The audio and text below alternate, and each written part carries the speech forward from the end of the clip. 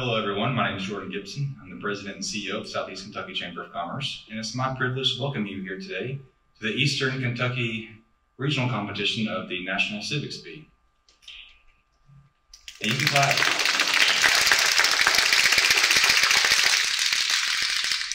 The National Civics Bee is an initiative meant to encourage young Americans to engage in civics and contribute to their communities. Organized in partnership with the Civic Trust of the U.S. Chamber of Commerce Foundation, this competition will inspire the next generation of leaders to become better informed about American democracy, to engage respectfully and constructively in the community, and to build greater trust in others and in institutions. As a background to today's event, hopefully you all are aware, but this competition began back in January with 6th, 7th, and 8th grade students, and they were encouraged from this region, 24 Eastern Kentucky counties, to submit a 500-word essay about a problem that civics can solve and how they can use civics to solve that problem. We had 130 students submit those essays, and today we have 20 students on stage.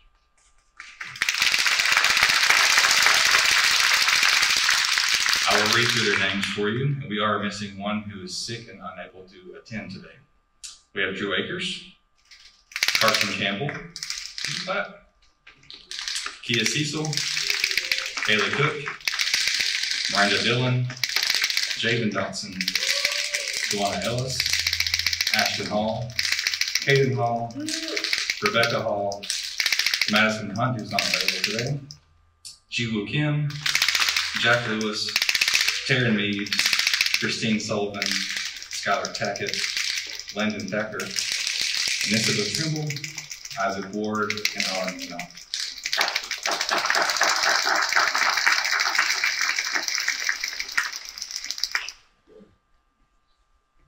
So as this is an event focused on educating about civics, I thought it very appropriate and no better way to start the program than by all joining in together for the Pledge of Allegiance.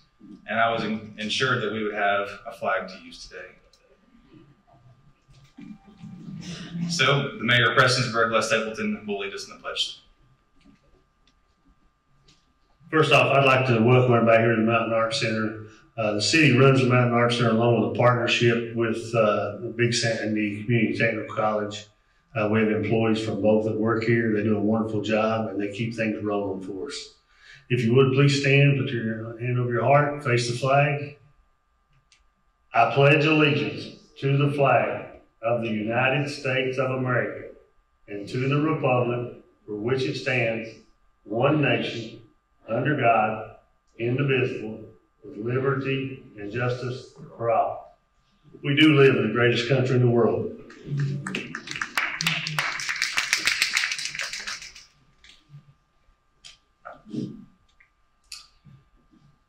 Next, I'd like to thank our sponsors that make today possible and make the entire event possible. First, of course, the U.S. Chamber of Commerce Foundation, who helped to fund this entire process. Also, on stage that the students will be using today, we have 20 tablets. Those were helped to be purchased by Appalachian Wireless, and the students are able to take those with them when they leave today. Double Quick, they provided gas cards to ensure that if students and families were having to drive here, that they would be able to, that transportation would not be an issue. Food City, they provided lunch for us today. Obviously, the Mountain Arts Center, great partner in the space, and Citizens Bank of Kentucky for providing their water.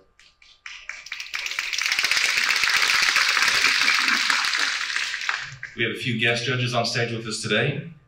Kevin Harrison, he's the Senior Fellow of Cultural Diversity for Ashland and Big Sandy Community and Technical College. Kathy King Allen, she's the Chairwoman of the Southeast Kentucky Chamber and also the Community Engagement Officer with Foundation for Appalachian Kentucky. And as you just met, Mayor Les Stapleton.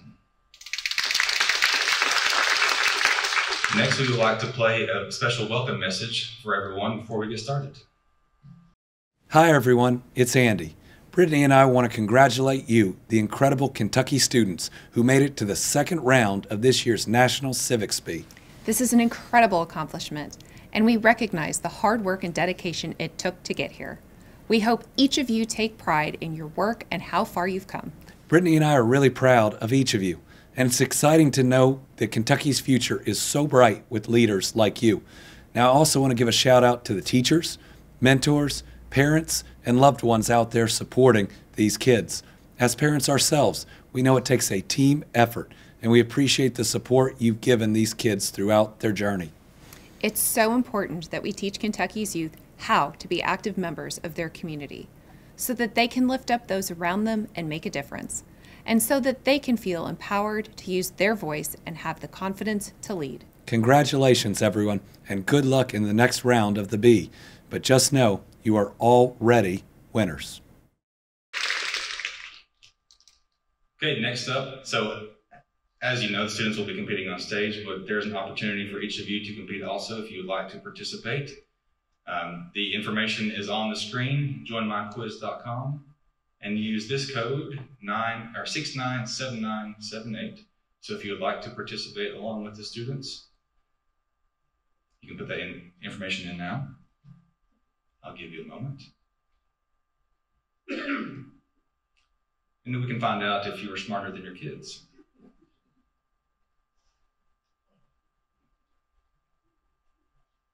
And while you're doing that, I will go ahead and introduce today's MC, Dalton Hatfield.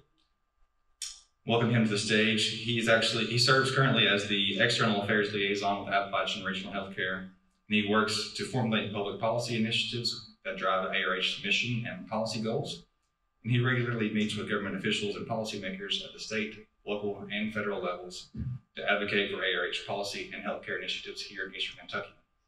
So I thought it fitting for him to be with us today as we learn about civics. So Dalton.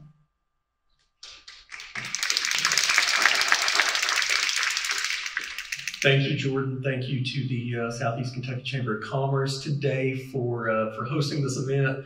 And before I begin, I just want to say that it is a pleasure to be here. Thank you for asking me to MC. And just a huge shout out to all 20 of you and to your parents and your loved ones in the crowd. Let me give you a round of applause. It is so great to see so many students. I believe Jordan said there were 130 that initially submitted essays for this competition. And it's just so good to see so many young people engaged, willing to learn and learn how to be good citizens and not only good students. So shout out to all 20 of you, shout out to the 130 who submitted essays, and shout out to the loved ones and parents here supporting you guys today. So without further ado, I've been asked to remind the students that your personal devices, your cell phones, smartwatches, etc., are not allowed on stage. If you haven't already handed yours over, please raise your hand now and we'll collect them.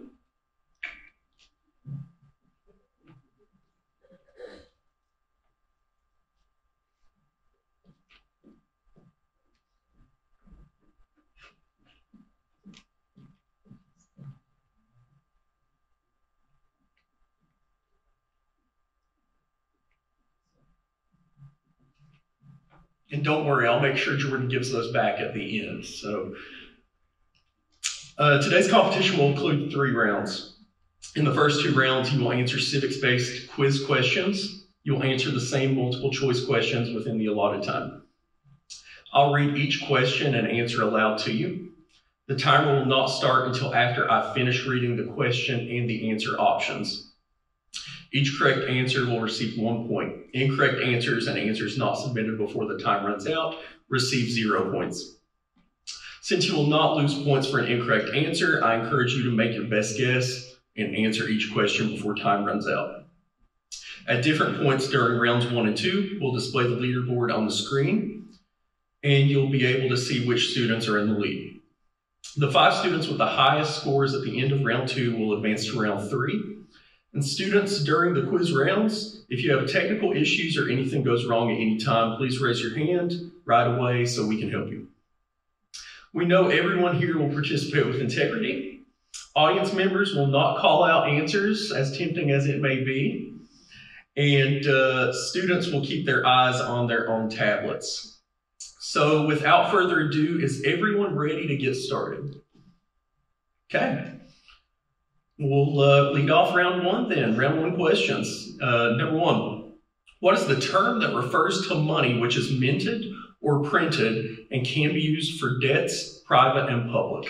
Is it A, naturalization, B, quorum, C, eminent domain, or D, legal tender? Students, answer now.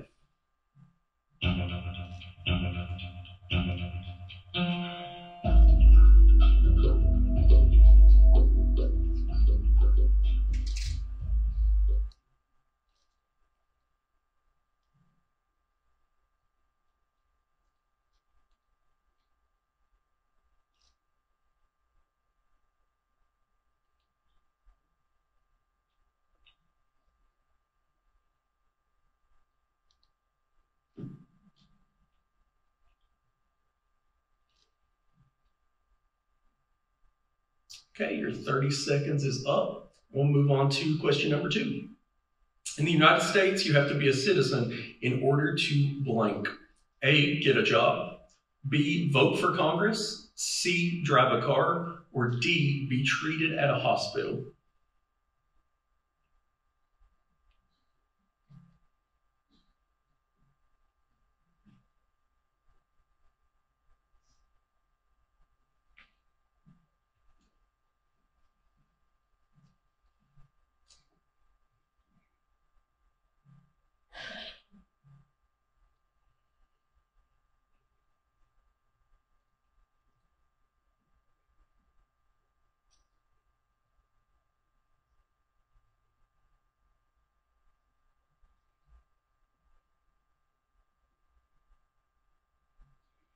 Question number 3.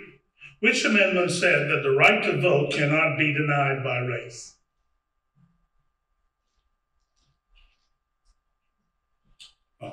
Your options are the 16th Amendment, 15th, the 13th, or the 14th.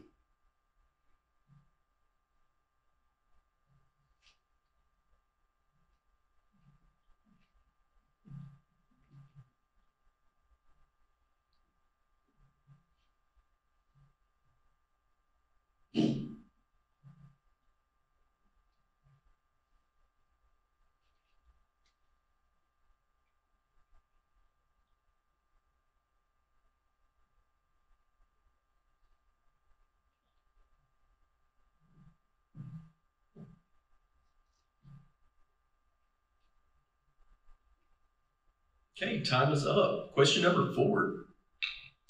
The right of citizens of the United States to vote shall not be denied or abridged by the United States or by any state on account of sex. This amendment gave blank the right to vote nationwide. Is it A, women, B, 18-year-olds, C, African-American men, or D, white men? Your time starts now.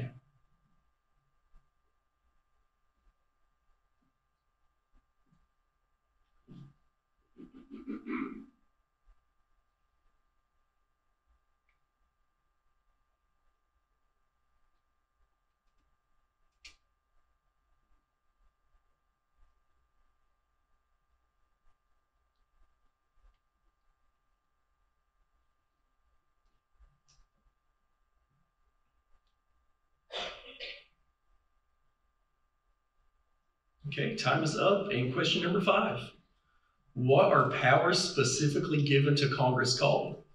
Is it A, reserved powers, B, enumerated powers, C, concurrent powers, or D, limited powers?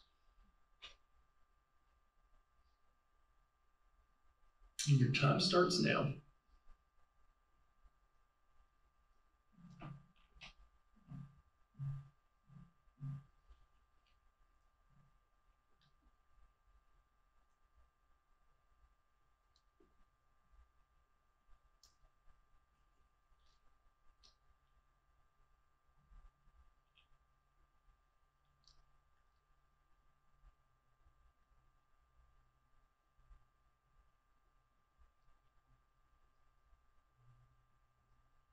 Time's up.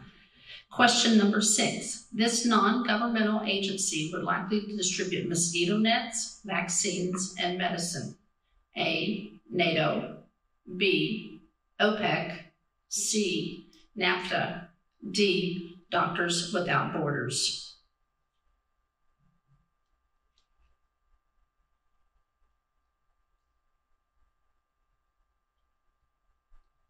Time starts now.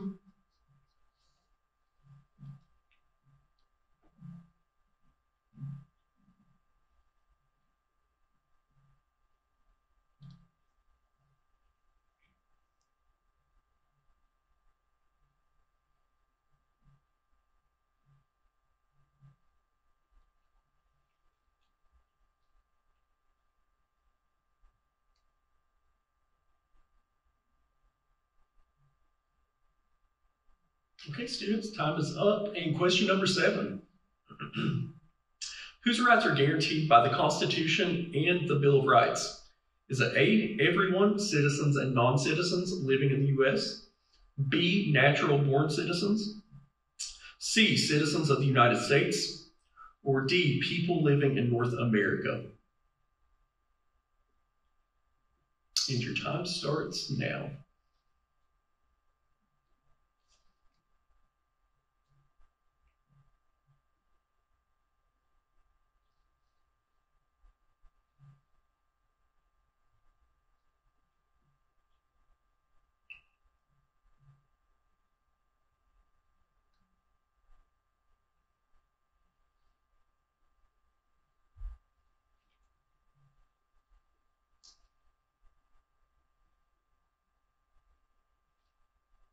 Okay, time's up. Question number 8. The main goal of the Centers for Disease Control is blank. Your options are controlling the spread of infectious diseases, B, providing medical care for senior citizens, C, find a cure for cancer, or D, provide medical care for veterans.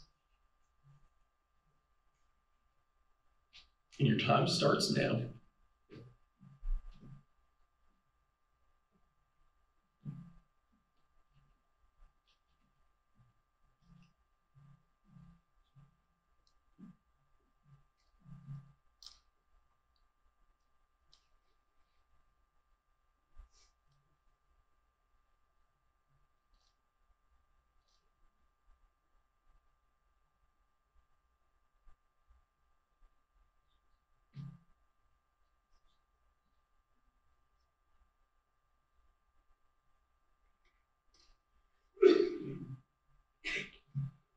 Question number 9. The following quote is attributed to which Enlightenment thinker? When the legislative and executive powers are united in the same person, or in the same body of magistrates, there can be no liberty, because apprehensions may arise, lest the same monarch or senate should enact tyrannical laws to execute them in a tyrannical manner. A is Montesquieu, B is William Blackstone, C is Jean-Jacques Rousseau, and D is John Locke. Your time begins now.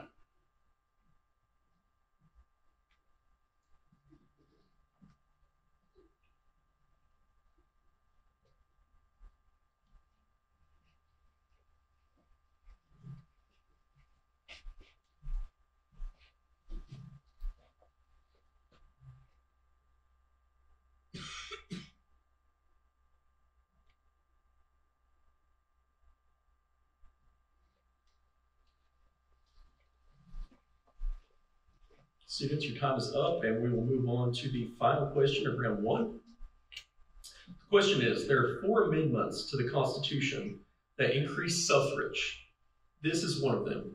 Is the answer A, the 12th, B, the 1st, C, the 15th, or D, the 27th? And your time starts now.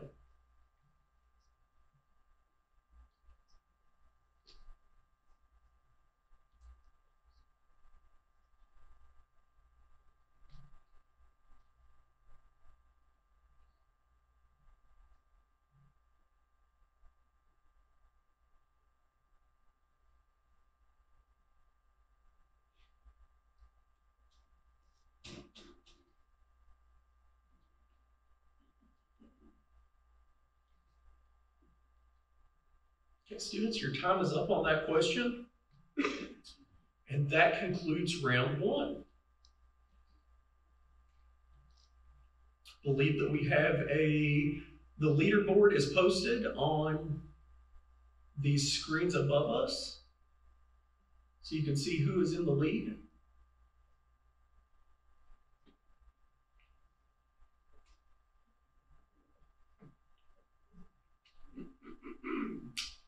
And with that, I believe that we will move on to round two. And I do need to warn you, the round two questions are a little bit more difficult. Is everybody ready to start round two? Okay. Question number 11. Where would you find the following text in the U.S. Constitution? The Congress shall have the power to lay and collect taxes, duties, imposts, and excises, to pay the debts and provide for the common defense and general welfare of the United States. Is the answer A, the preamble, B, articles, C, Bill of Rights, or D, additional amendments 11th through 27th? And students, your time starts now.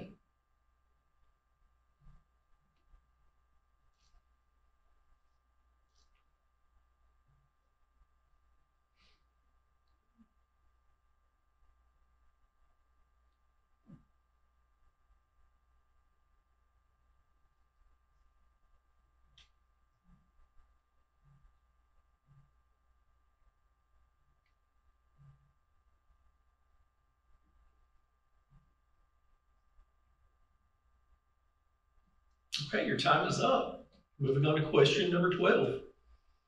Question is, what is an election to select the nominee of a political party?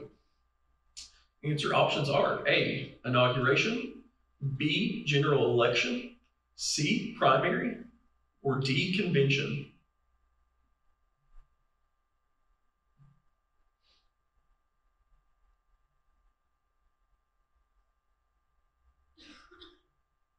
There we go. Your time starts now.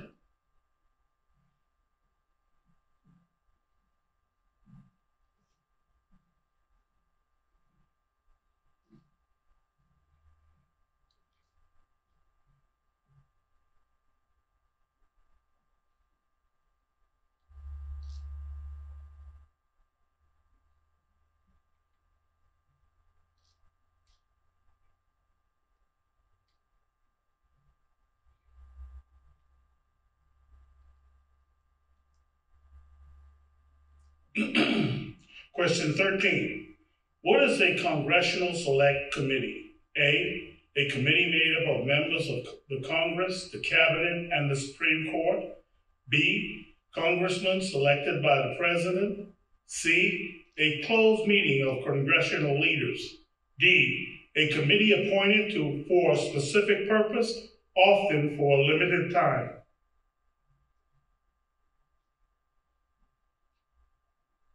And your time starts now.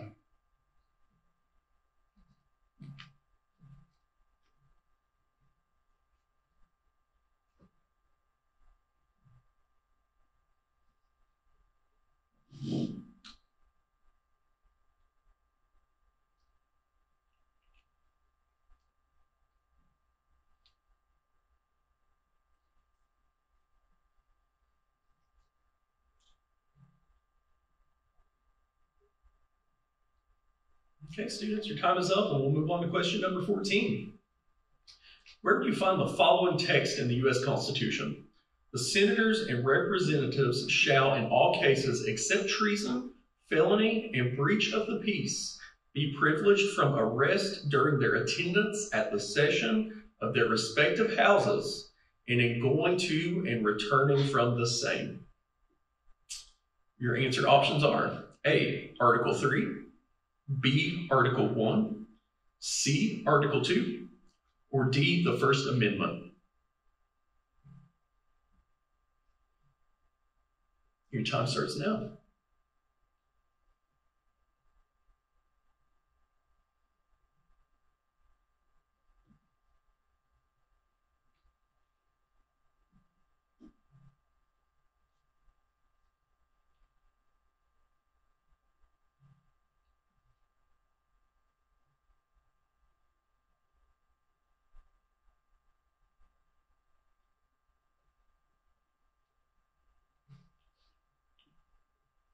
Okay, students, your time is up. Great job so far. We're going to move on to question 15. What is the OMB? Your answer options are A, the Organization of Money and Buildings, B, the Office of Management and Budget, C, the Organization for Managing the Budget, or D, the Office of Monetary Budgeting. And your time starts now.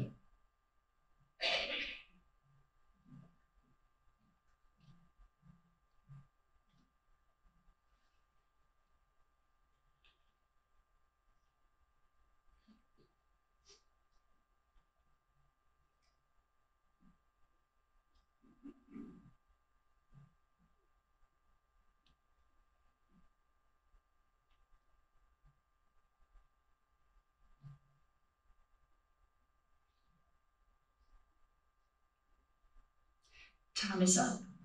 Question number 16. Where would you find the following text in the U.S. Constitution? Before he enters on the execution of his office, he shall take the following oath of affirmation. I do solemnly swear or affirm that I will faithfully execute the office of the President of the United States and will, to the best of my ability, preserve, protect, and defend the Constitution of the United States. A, Article 1, B, Article 2, C, First Amendment, D, Article 5. Time starts now.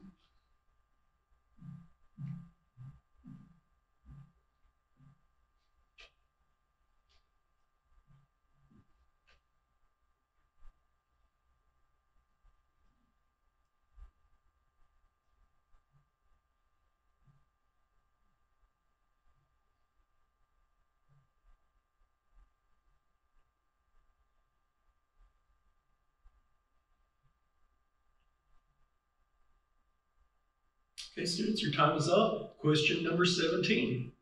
A president who ran on a platform of social justice reform would likely make blank a priority budget item. The option A, raising pay for military officers, B, protecting national forests, C, repairing infrastructure, or D, programs to help the homeless. Your time on this question begins now.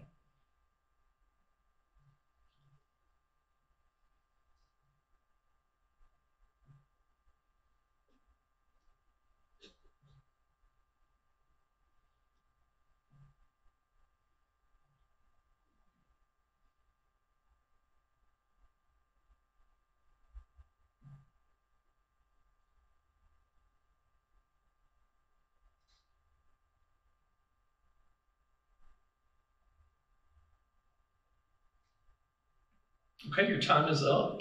Moving on to question number 18. What role does the popular vote play in a presidential election? Is the answer A, the popular vote is only counted for polling purposes and has no real impact on the election of the president and vice president? Option B, the popular vote elects presidential electors who will actually vote for the president and vice president? C, according to Article 2 of the Constitution, popular vote may be used to elect the vice president, but not the president? Or option D, the popular vote directly elects the president and vice president? And students, your time on this question begins now.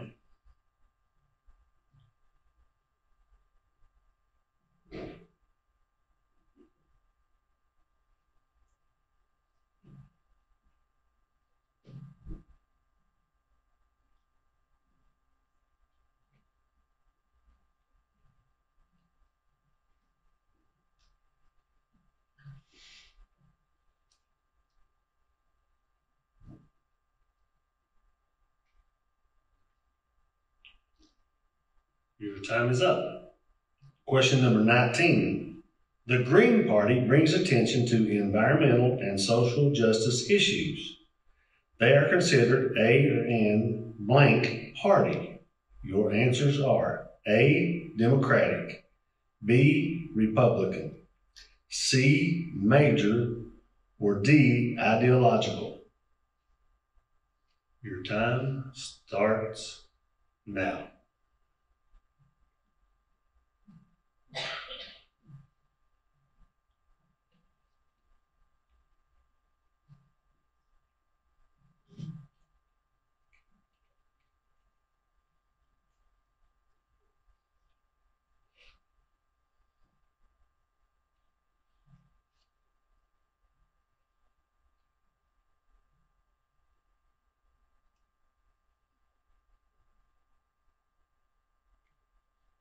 Okay, students, your time is up for that question.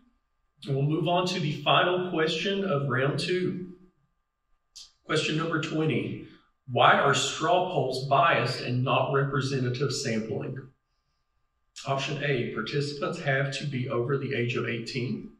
Option B, participants self-select. Option C, participants are paid. Or option D, participants must be elected members of government. Time starts now.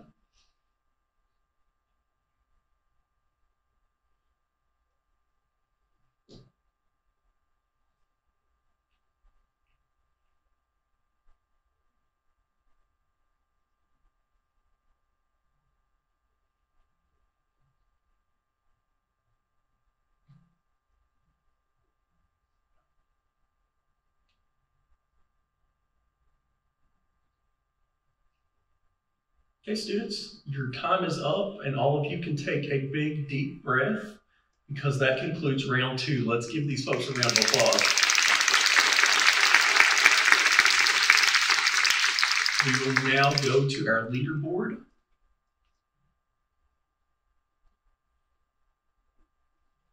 And the top 5 students advance to round 3. And if I could get some help from somebody reading that, because my eyes are not that great.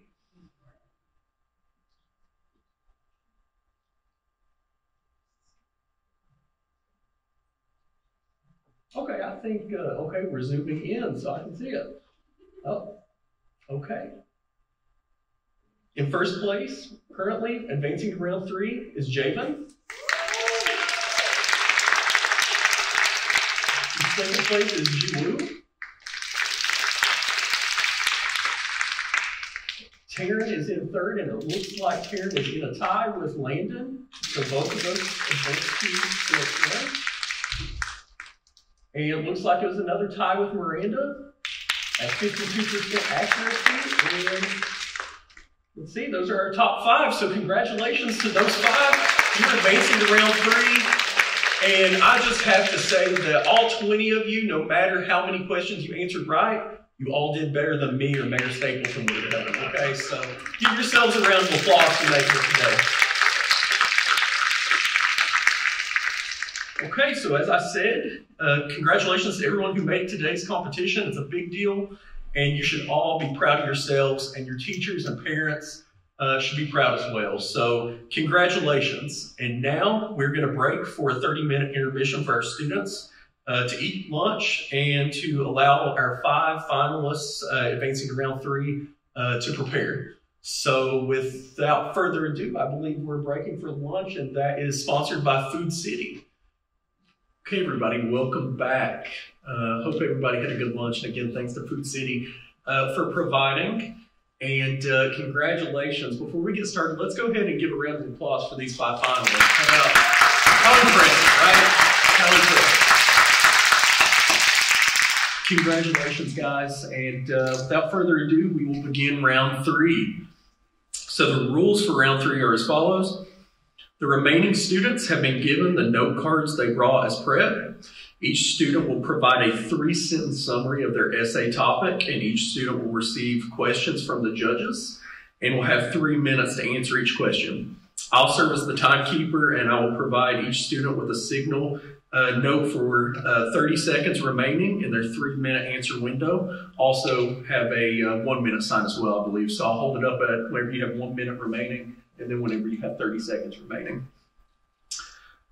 Students must stop whenever the time is up. The judges will evaluate you based on how well your responses demonstrate an understanding of civic principles and related systems, demonstrate clarity and effectiveness in delivering your summary, demonstrate clarity and effectiveness in responding to the judge's questions, and use specific examples, evidence, and primary sources to support your answers.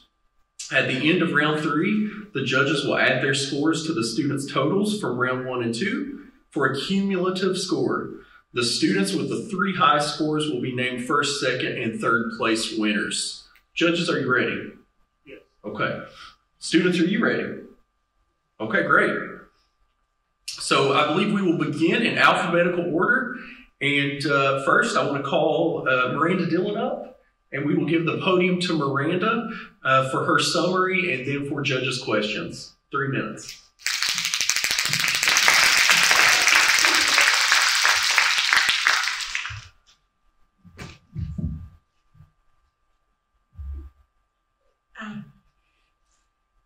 Before I begin, can I acknowledge I have this problem with stuttering? So if you see me stutter, just kind of look over that. Smoking is a very big problem in my county. It is the act of inhaling and exhaling green plant material. And your options used to smoke are marijuana, hashish, and tobacco, most commonly tobacco. And tobacco is filled with one of the most dangerous chemicals that there is known to man. It is nicotine. Secondhand smoke can be even more dangerous. When you breathe in secondhand smoke, you're breathing in what a smoker has exhaled or what smoke has left a cigarette or cigar and just has traveled into the air. This has caused way too many deaths in the past few years, and we should probably keep it away from general public travel.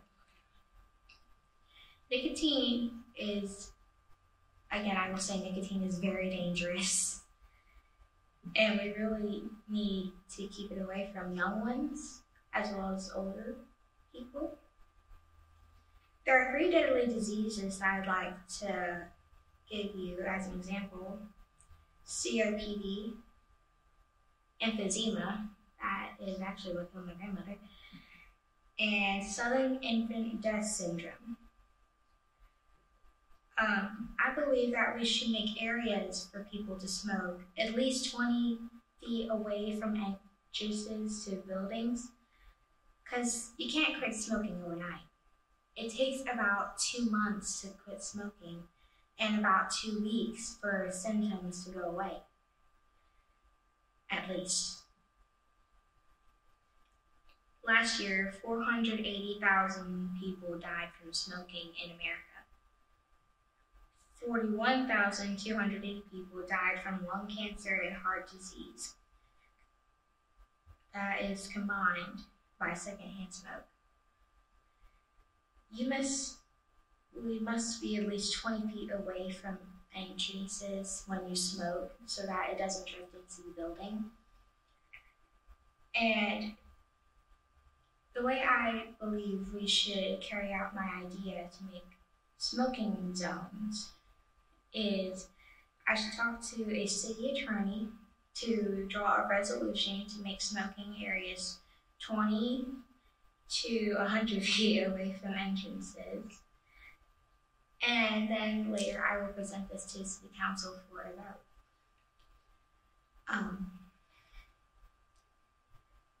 A few other diseases I would like to mention are congestive heart failure. Okay. Yep, Alzheimer's.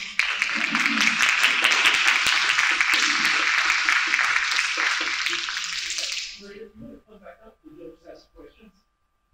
And for each question, we'll have 3 minutes to answer.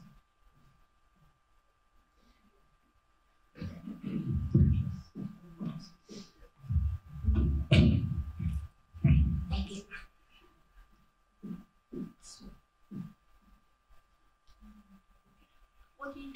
What What do you think the biggest challenge would be to implement your project? I believe that would be finding the money to create these smoking zones and then carrying them out.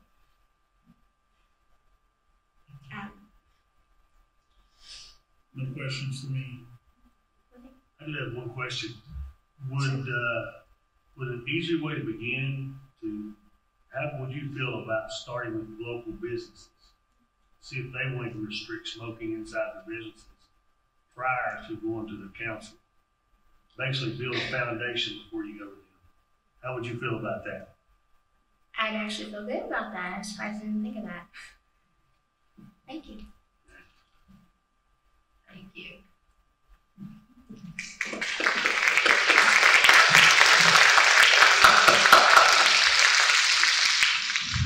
Okay, great job, Miranda. Very impressive. Next, we will call Javen Dotson to the podium. And Javen, same goes for you. Use your note card, and you have 3 minutes to present. Whenever you have 1 minute left, I'll hold up the sign, then I'll do the same for 30 seconds, okay?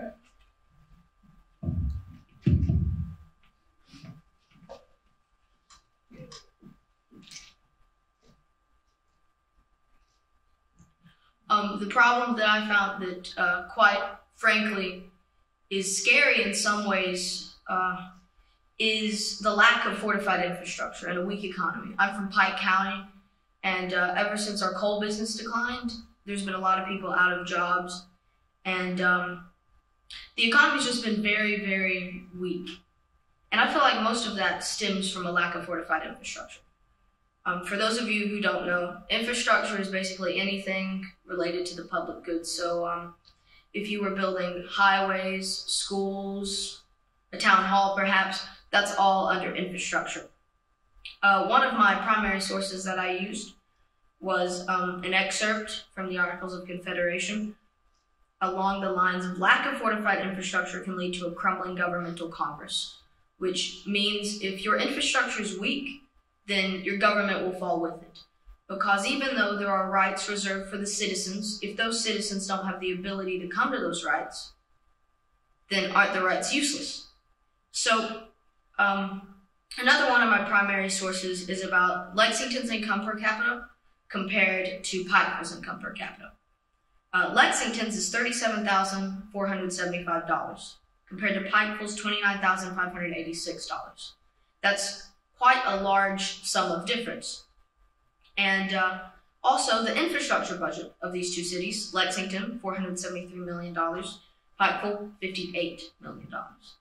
And once you round these numbers, the infrastructure per capita for Lexington, $12,622, and the Pikeville infrastructure is $1,960.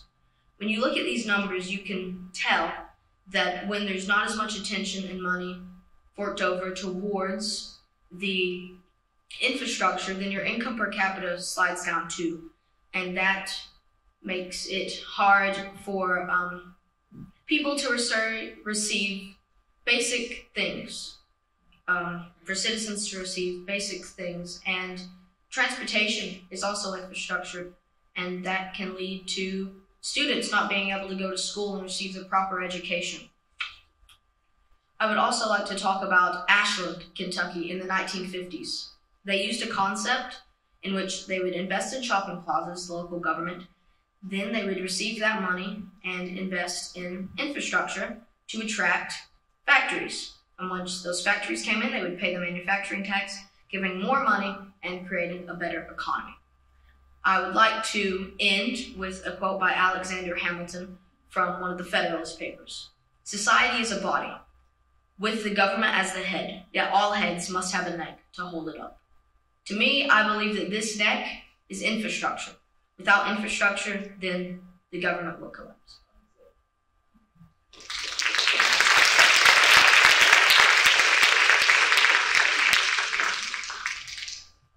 I have a question for you. Can you make this idea a reality and use local government and businesses? Yes, I believe by showing multiple people's perspectives, like I mentioned, how students aren't able to come to school. Mention that impact and create many different firsthand accounts of how that impacted education or anything else. And get the people on the side of expanding infrastructure and bring that to local councils and my local government. I believe if they see that the citizens really want this and that they really need this, then they will invest in a better infrastructure. Thank you. What members of local government would you involve in making your project a reality? I would try to invest in many different councils, propose my idea, because infrastructure involves all councils, everyone working together to make a better system to help others. It's about joint working together just to be able to make a better society for the people of my county.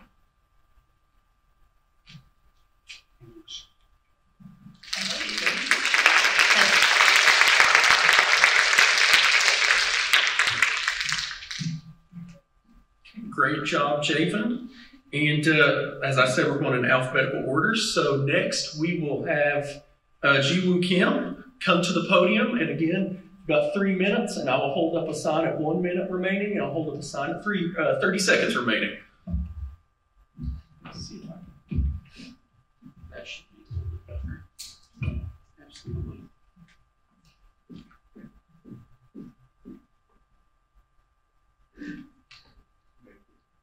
Hello, my name is Ji-Woo Kim. I'm from Model Lab School. First, I want to begin with a question.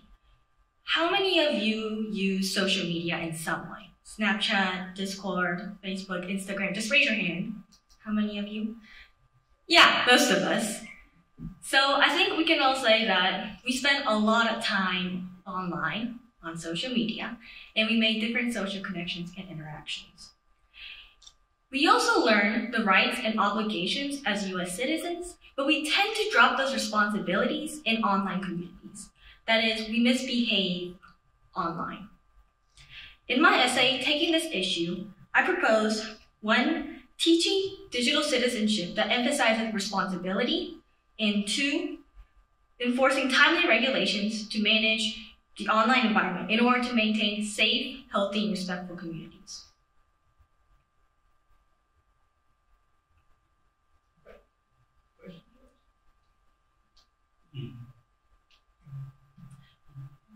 How did local organizations get involved to help your project become reality? So one of my ideas was to campaign on social media, and I think I can reach out to popular people on social media, and I can ask them, people who are willing to stand with me and support my action, and I can ask them to spread word with me about the importance of being, I guess, like digitally responsible, and that way we can spread that kind of awareness in the online community itself. And how would you connect local businesses and government to help you with this issue? I could also contribute to legislation. Like I could reach out to my community members, including local businesses, and I could, for instance, like petition for events, because technology advances very quickly and it's very difficult for regulators to keep up. And we can, as a community, including local businesses, we could petition for events. One question. How do you see limiting, a lot of parents are limiting time for kids on social media. Do you think that is helping with the issue, or is it making them want it much more so that they're spending more time in it when they're away from the parents? You said limiting time on social media? Limiting time on social media. Yeah, I think that has some positive effects, some negative effects. It can be positive in that we are slightly more controlled in what we do, but at the same time, it does make us want to be on it more. And I don't think limiting time on social media affects the way we behave in it. It's not the time that's necessarily important when it comes to being digitally responsible. It's how we act in it, knowing that we are responsible for what we do and what we say in the online communities. Thank you. Thank you.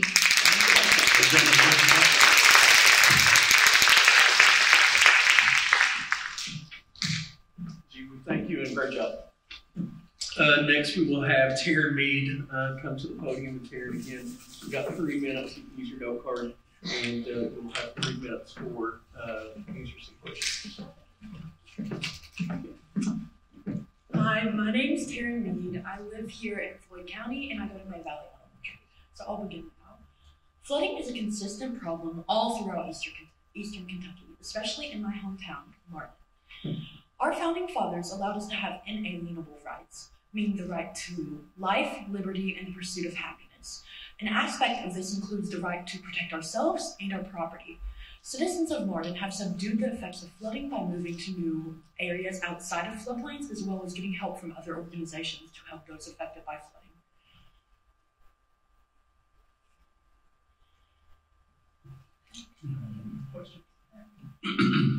Yes, what can you do to address this issue within your community? How would you implement it? So, schools and churches and our Floyd County government often allow food drives and toy drives and clothing drives for those affected by flooding. Like myself, I donated clothes and toys and food to those affected at Duff Allen Central Elementary, which is a school in our district.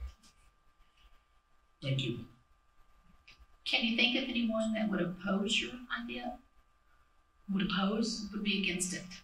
So as we all know, Kentuckians are very independent. They don't like, or we don't, from a Kentuckian myself, I don't really like to ask for help regarding my property or myself or like anything resulting to how I live.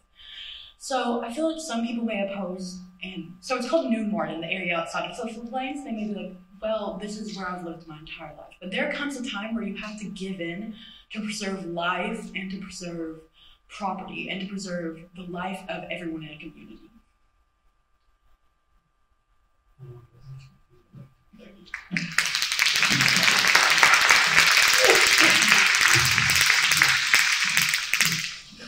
Okay, thank you, Taryn, and great job. Last but not least, we'll have Landon Thacker come to the podium. Landon, same goes for you. You use your note card, 3 minutes. I'll hold it inside at 1 minute and 30 seconds, okay? Hello, and before I would like to start, I would say that I am a person who has suffered from many mental health issues for most of my life, and I would like to ask, is there anyone in the audience who suffers from mental health issues yourself? Thank you for being so brave to say that.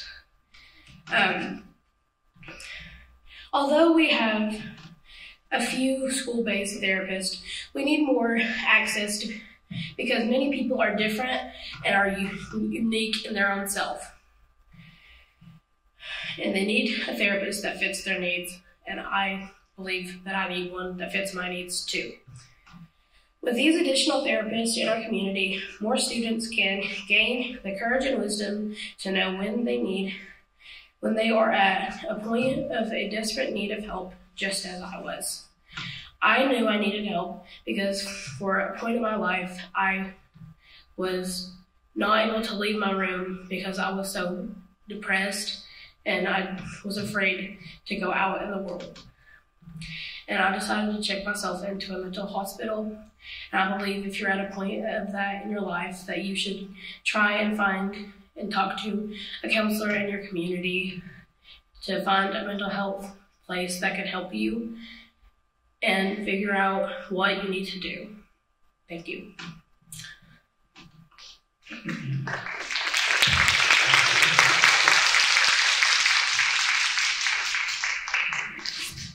Yeah. What local partners do you see that you could get involved in making your project reality? Can you repeat that? I'm so sorry. That's okay. What local partners? Are there organizations in your local community that you could get involved with your project? Yes, my school counselor is a very supportive person, and she would like for there to be more therapy clinics around my community, which is Jenkins. She said that she was very happy that I joined this Operation Civics Bee, and she's glad that I'm spreading the word that mental health issues need to be spread around. And if there is this one place, MCCC, I was a patient there. They were helpful in some areas, but they did need to better understand their patients. Thank you for asking that question. So how can you actually use your local community, government, and other nonprofit organizations to move your idea forward? We do have this local clinic, and they are open to the idea of adding a therapy clinic onto their building, but it takes a lot of time and it takes a lot of money to get people to build it. But my grandfather works at the city, and he is one of the main people there who work on that, who works on the outside, and he's open to helping build it because I talked to him about this before. Thank you. Mm-hmm. Thank you too. It's a big topic to take on, and I give you mad props for admitting that you've had issues. But a lot of people your age, a lot of young people your age will not admit to it. How do we take away the way people look at someone who asks for help? How do you think we can cure that problem so that people would not be afraid to step forward? I think my school can personally ask students how they're doing on either a regular basis or just trying to have a daily checkup on them. Because at the elementary school, which I was in last year, we had the social studies teacher, and she allowed you to tell you how you were every single Wednesday, and she had a daily check-in. And if you said that you are feeling depressed, down, or lonely, she will talk to you privately and ask you if you need to talk to the counselor or anybody else who can help you. And thank you for your question, Mr. Stapleton. Thank you. I'm sorry if I got that wrong. No, you did great.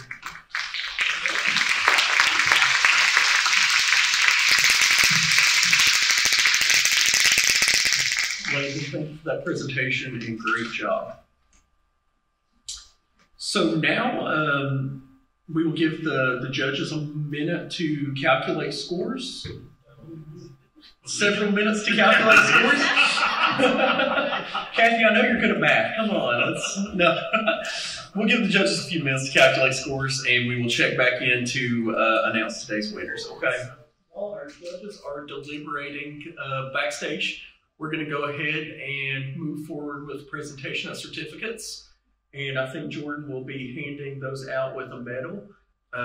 So we will go in alphabetical order for that. And I'd like to call to the stage first, Drew Akers.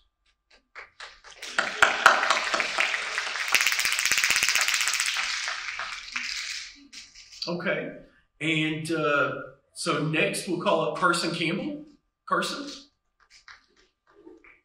Oh, Carson's in the restroom. Okay, well, we will come back to Carson. Next we have Kia Cecil. Kia?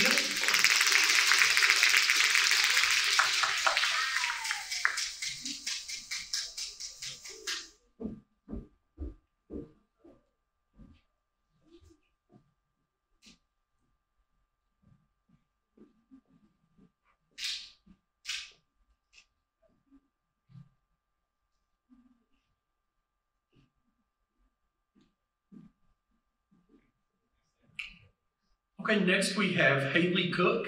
Haley.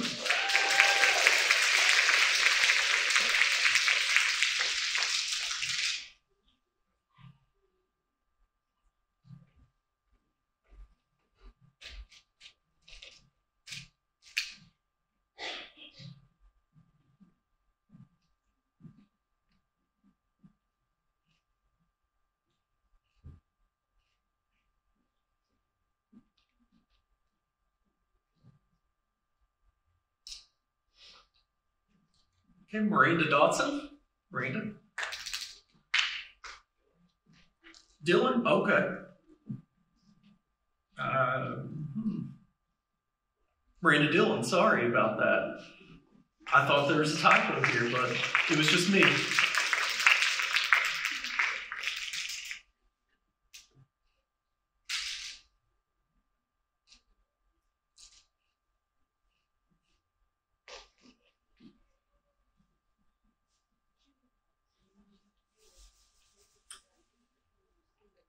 I was just reading one line below because next we have Javen Dotson. Javen.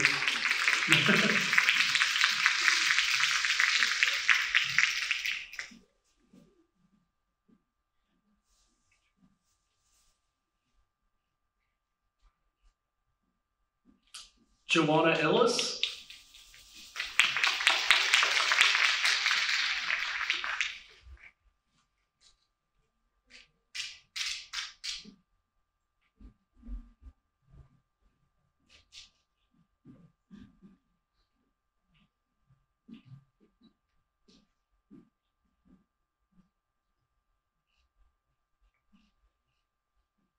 Next, we have Ashton Hall. Ashton.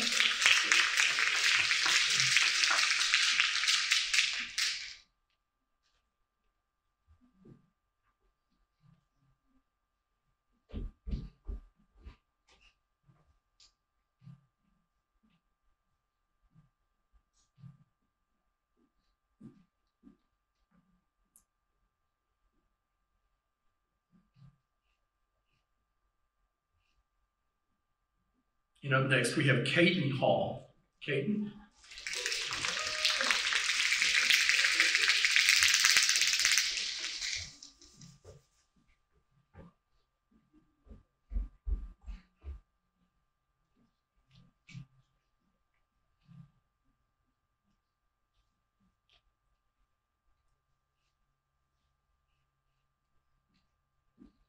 Rebecca Hall.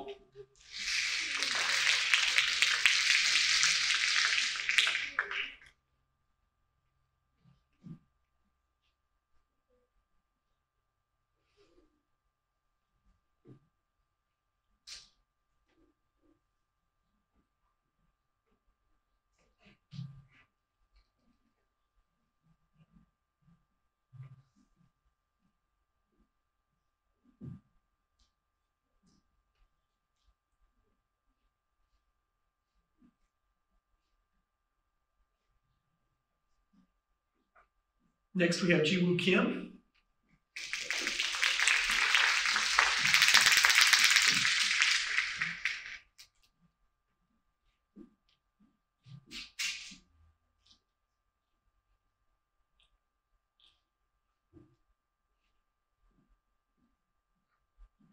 Jack Lewis.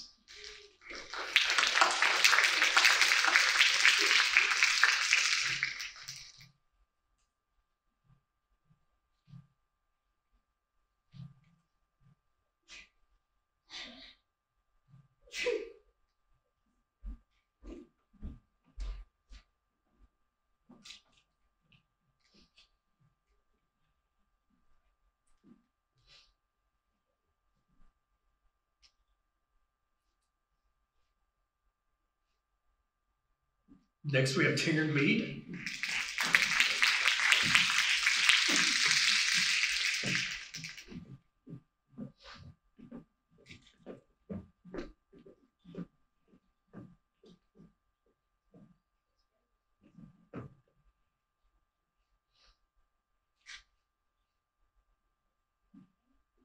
Christine Sullivan.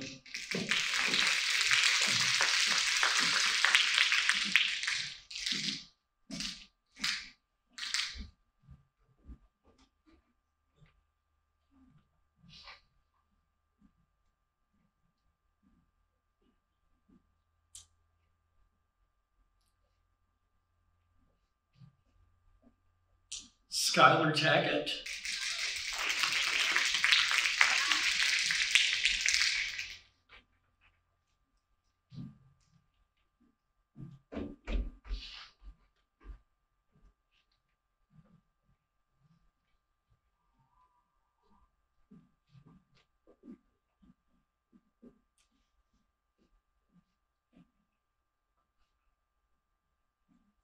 Landon Thacker.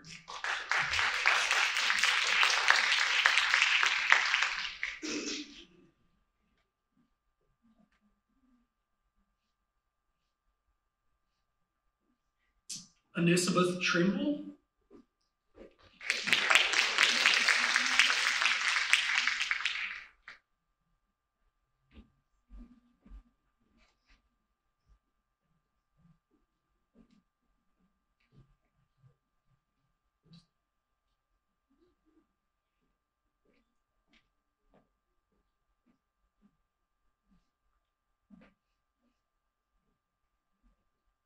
Isaac Ward.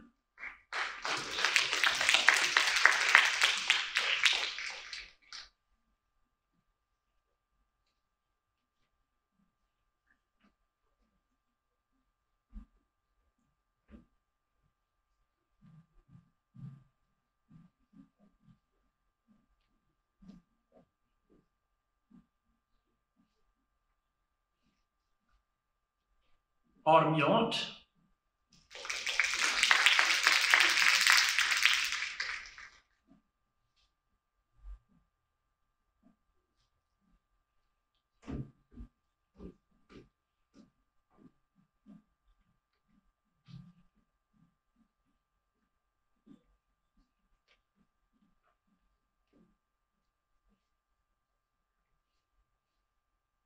And last but not least, we have Carson Campbell.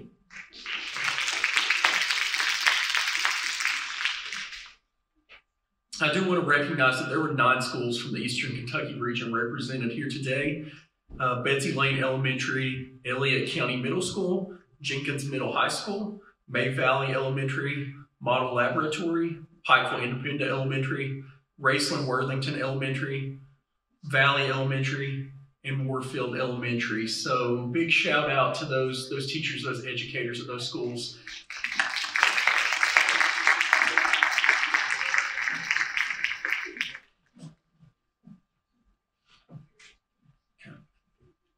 Okay, so now to announce the winners of the National Civics Bees East Kentucky Regional Competition. In third place we have Landon Thacker.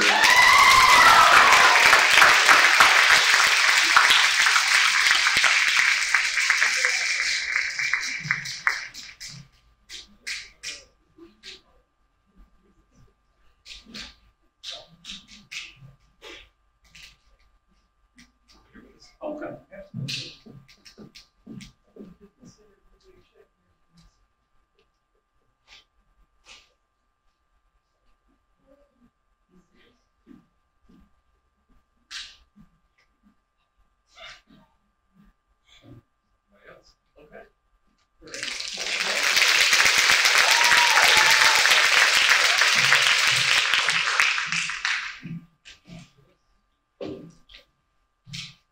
And in second place, we have Javen Dodson. Javen, congrats.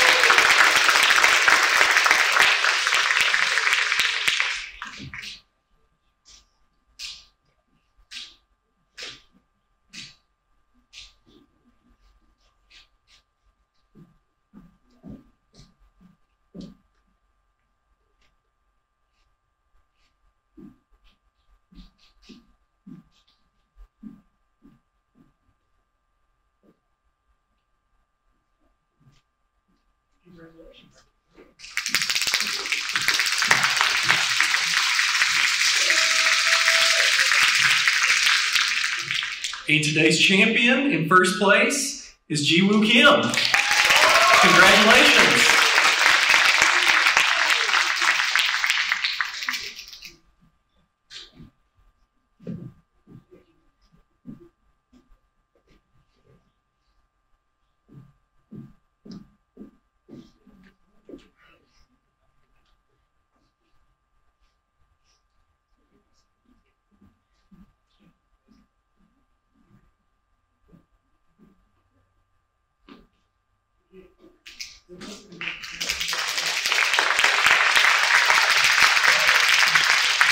Before I turn it back over to Jordan, just again, absolutely impressed with everyone who competed today, all 20 of you, and major props to every one of you. So congratulations. I'll turn it back over to Jordan now.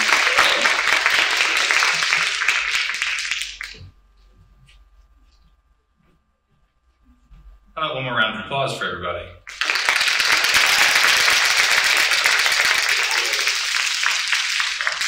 So again, congratulations. The next round for our top 3s that have qualified for the state competition, that will take place later this summer at the State Fair in August. The date hasn't yet been released, but they will be representing Eastern Kentucky against the rest of the state. There are 6 regions in total, and all six regions finalists will be competing together at the state competition in August. So thank you, represent us well, and congratulations. Again, I want to say thank you to our sponsors who made today possible and the event possible. First and foremost, the U.S. Chamber Foundation, so thank you. Everyone clap for them. Thank you again to Appalachian Wireless for providing the tablets used. Everyone has their tablet in hand. Double quick. So not only did they provide a $25 gift card for everyone today to make sure that transportation wouldn't be an issue to get here, but for our top 3 finalists, a $50 card so they can get to Lexington or Louisville, I guess, and back. So congratulations to them, and thank you to Double Quick. Thank you again to Food City and Citizens Bank of Kentucky for providing lunch and water today. And also thank you to Joe and the Mountain Arts Center for providing this wonderful space for us to be in today. Thank you. With that, we're finished. Congratulations to everyone. Please come up, take plenty of photos, and be proud of your kids.